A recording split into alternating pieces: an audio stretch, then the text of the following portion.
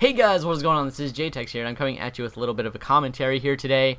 I know these are not exactly my forte, but I guess I needed to get something up for you guys, and I just thought this would be a really good way to get it across. I did commentaries like a long time ago. I owned a Call of Duty channel back in 2012, 2013, or something like that, and I did like a lot of commentaries, so I'm pretty proficient when it comes to them.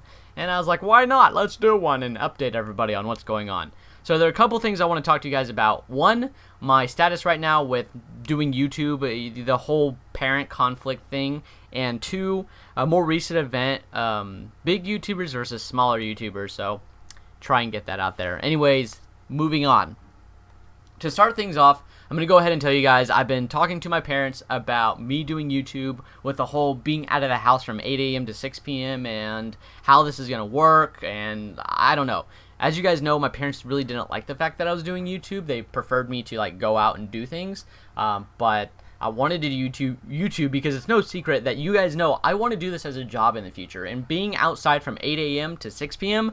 will not help me at all. It'll actually make things super hard for me. So I sat down with them and talked to them, and I was able to convince them, or I guess relate, to a way that I don't have to stay out of the house anymore from 8 to 6. They said, we'll keep you out of the house from 8 to 6 until you get a job. Once you get a job, you can do whatever you want at that point. And I was like, yes, awesome, thank you, hallelujah. I'm so happy right now because I want to do this like as a passion, and a parent taking away a passion from their kid because of just some thought or scared of doing whatever just doesn't make sense. But I'm glad my parents were able to see through my eyes for a change and allow me to do something I want with some conditions that, I mean, I can meet, obviously, once I get a job. So that's great. This is really good news for me, and I hope you guys are excited as much as I am. The second thing I want to talk to you guys about is big YouTubers versus smaller YouTubers. So I don't know if you guys have been paying attention to Twitter recently, but I'm going to try and sum this up as best as I possibly can and then give my opinion over it.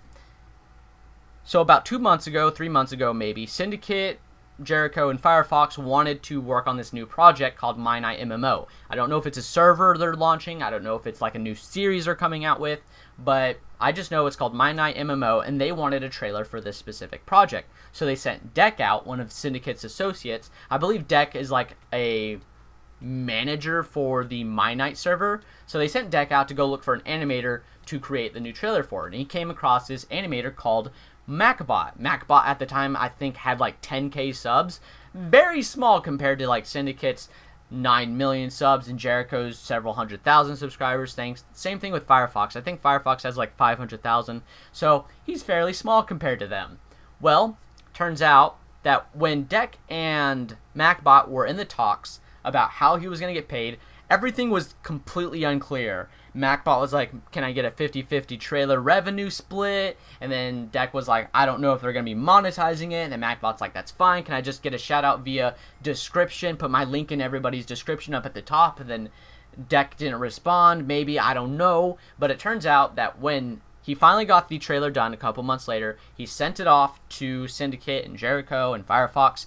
And he then made a video calling everybody out because he wasn't given a revenue split because the trailers ended up getting advertised, and he wasn't given a shout out via the description like he asked. And of course, this is going to happen because there's a middleman. I saw this coming from a mile away because Deck was a middleman, and the whole business was between MacBot and like the bigger YouTubers, but Deck was a middleman. And when you have middleman, you're going to have problems. I wasn't too like surprised about this. I just thought it was going to get resolved like super easily, but it didn't get resolved.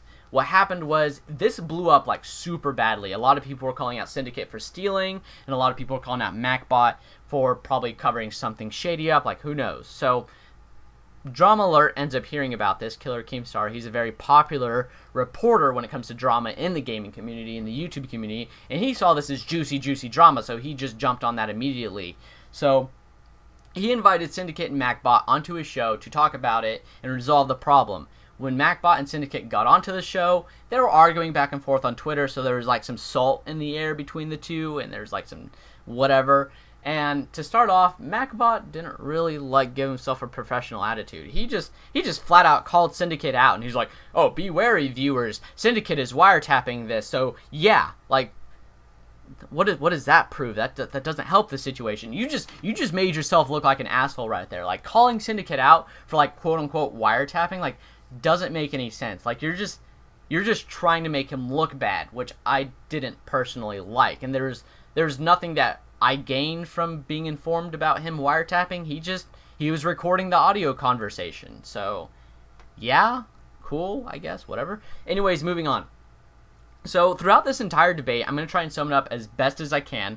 The reason that there was no credit given in the description, nor was there a 50-50 revenue split, was because Syndicate was under the impression that MacBot was paid in full before they got the trailer. I guess like $400 or $300, like, who knows. But he just believed that MacBot was already prepaid. Syndicate was under the impression that the product was paid in by full. And when he pays for a product, he was under the impression that whenever you pay for something, you get ownership of it. You do with it whatever you want, however you want, and do with it like whatever you please. And this is true. When you go out and buy like a Dell laptop and someone's like, hey, what type of laptop is that? Because you scratched out the Dell, you don't have to tell them it's a Dell. You do whatever you want. Is anybody going to throw a fit? No. Does anybody care? No. You paid for this product. You do whatever you want with the laptop. Go throw it into a pit of lava. Go give it to a creeper and blow up with it. Go give it to a zombie so he can nom on it and be like a complete idiot. You do whatever you want with it, which was completely logical. Syndicate was under the impression that the product was paid in by full and he can do whatever he want with it. But what made me mad was the fact that MacBot wasn't listening to Syndicate.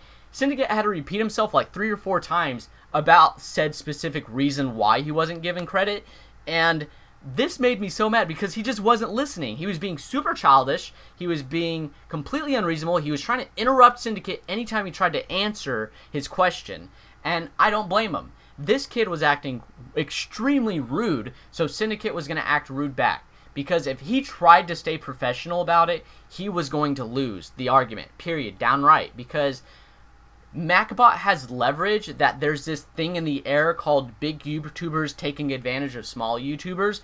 And if you were to just let MacBot just go off on him, everybody would just assume that Syndicate stole it from him and he was taking advantage of him for being a bigger YouTuber. But when in reality, he wasn't. He was just giving a reason why he did what he did. And MacBot was being childish because it's like he was trying to do this as a publicity stunt versus actually resolving the problem. The reason I think of this was when MacBot made a YouTube video about this on his channel. This is how it kind of blew up. He specifically called out Syndicate. He didn't really call out Jericho or Firefox. He kind of listed them in the video, but the video title itself even says like a message to the Syndicate project or whatever. Like, why are you specifically calling out the Syndicate project? Kind of coincidental that he has like the most subscribers out of the entire group, right? And the fact that he also interrupts Syndicate multiple times. He has no care in the world about Syndicate. He's treating him like trash throughout the entire video. Even in the beginning, before Syndicate is making fun of this guy, Syndicate ends up calling him like a spoon or something.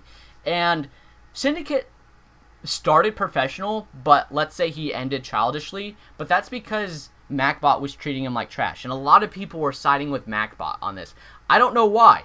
Maybe because they're kids and they don't really understand how this world works. If someone treats you like trash, you have to treat them like trash as well. Because now you're going to be looking like a bitch to everybody. Because if someone trashes you and you just take it, you're now a bitch. And everybody's going to try their best to take advantage of you. If MacBot gets away with calling Syndicate out and being in the wrong, because throughout the video, he said he tried to contact Syndicate about resolving the issue, but he sent like 2 tweets out to Tom, which is unrealistic because Syndicate has millions of Twitter followers. So do you think he's going to see 2 tweets to Tom? Like, I don't get it. It's like he tried to do the minimum amount to try and get this public so he could get like famous or something off of this, which doesn't make any sense. It's like driving your car and someone pulls out in front of you. They're in the wrong for pulling out, but you don't stop. You just keep going. You just keep going, and you hit the car purposefully because you know your insurance is going to pay you money because they were in the wrong. That's like the people trying to take advantage of the system, which is, it sounded like what MacBot was trying to do. Just throughout the video, he just didn't seem like he was trying to resolve it. He just seemed like he was trying to gain something from it, which I don't know. Honestly, if you guys, like, I just want to give this a lesson out to you. This is something, like, I learned too.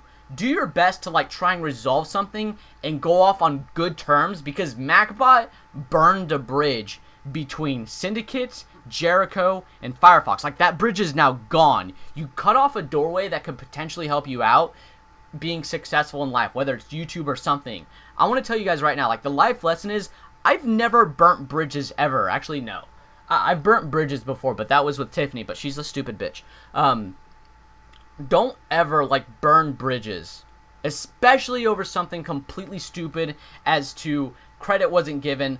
I'm going to now go on to Drama Alert, try and call out Syndicate for being a thief, and it backfired. 50-50 of the viewers were split between Syndicate and MacBot. But you guys know, like, Syndicate even straight up said in the video, nobody's going to work with MacBot now, because now they're going to be too afraid that he's going to call him out. Now he's going to be too afraid that he's going to try and get some dirt on them or whatever. It just seems like, I don't know. He burnt the bridges between Syndicate, Firefox, and Jericho, which are extremely influential people in the Minecraft community. And burning those bridges down just closes more doors for you to be able to succeed. And I've got to say, if you're someone like me trying to get big on YouTube, don't burn bridges down. Try and resolve an issue.